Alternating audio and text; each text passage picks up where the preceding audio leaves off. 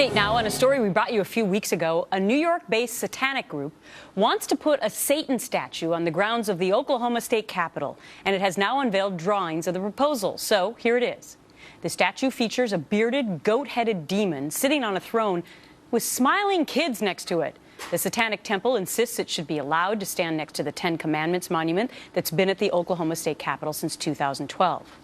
David Silverman is the president of the American Atheists, Bill Donahue, the president of the Catholic League, and Rabbi Shmuley Botek is the founder of This World, the Values Network. Rabbi, we should have sat you in between Bill and David today. I think they may go at it, but I know you have a strong spirit, and I'm going to start with you on what some people deem as a ridiculous move by this satanic group to put up this monument. Your thoughts? First of all, what did goats ever do? I don't know why they're having to suffer. There have been many statues of Satan. This is nothing new. We've had statues of Mao Zedong, of Stalin, all these devils who were guilty of genocide, tens of millions of people. If these Satan worshippers want to take their statue to the logical conclusion, let them make it a real Satan statue. There should be child sacrifice. There should be people being disemboweled. They should show what evil is. And that would actually highlight what religion is, the Ten Commandments, which is don't steal, don't be envious, don't covet. In fact, the Ten Commandments, I'm so weirded out by why atheists have a problem with it. When only 3 out of the 10 you have an objection to. Surely you believe that people shouldn't commit adultery, Dave. You believe that people should have a day off, like a Sabbath with the family. You believe that we shouldn't be jealous and envious. Well, let's find out. David, do you? Shmuley, the first commandment is, I am the Lord thy God, thou shalt have no other gods before me. In context, the penalty for disobeying that commandment is death by stoning. It's hate speech. What about the other 7? Are you okay with the other 7? I am let me finish. No graven images. He won't have that. But that's the penalty for that. No, you need to know the Ten Commandments. Uh-oh. Bill, you're being blamed without saying anything. You have a problem with stealing. Number 3. You have a problem with stealing? Stealing isn't original to the Ten Commandments. Neither is murder. What are you talking about? Exodus. Sorry. Listen, the one thing I do know is the Bible a little bit. Shmuley, you don't know that the Bible did steal most of those things. Yes, I will. The rabbi brings up a great point about why you would be against any of them. But let's get back to this satanic thing. Bill, is this a total affront in the face of Christianity to put up this bearded goat with, by the way, smiling kids? And just for your own fun as well, it has a functional purpose. Apparently you can sit on this particular thing and look up into the face of the bearded goat. Well, look, it's not a matter of opinion. The people behind this, the proponents, will admit what their purpose is anyhow.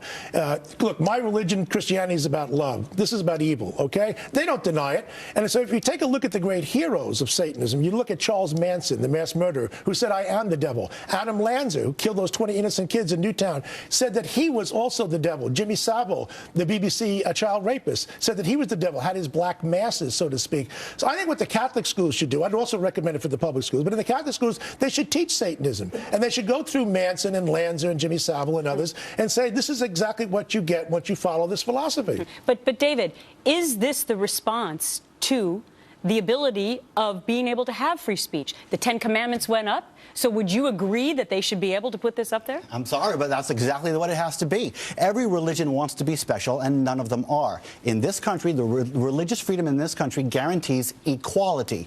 Whatever the Christians can do, the Jews can do, the atheists can do, the Satanists can do, it's all, all that religion stuff is bunk to me, but at least it's equal. So you don't have a problem with that being up there? This is a democracy. How many people are Satanists versus believers in God? You don't believe in democracy anymore. The fact is, 90% of Americans believe in God. You may have a problem with that, but maybe 2 people believe in this ridiculous goat-headed Satan thing. That doesn't matter. Okay, soon we'll have monuments to the Tooth Fairy. Listen, if modern atheism has been reduced to this level of intellectual debate, there's no wonder why atheism is receding. So you agree that this is not atheism, this is Satanism. David, I want to get a yes or no, though. Yes. Do you agree that this particular statue should go up? It should go up and should be exactly the same size and weight as the Ten Commandments that are up there. I just wanted to be clear that everybody has the you right. agree that it should go up. I want to move on to this. Senator Bernie Sanders has now said that the Pope is on the Democrat side of things. So, Bill, since you're the Catholic here, let me start with you on this. Should the senator be saying that the Pope is on anybody's political side? Well, I have no problem. Look, he's Jewish. He's meant this in jest, and I think he meant it as a compliment.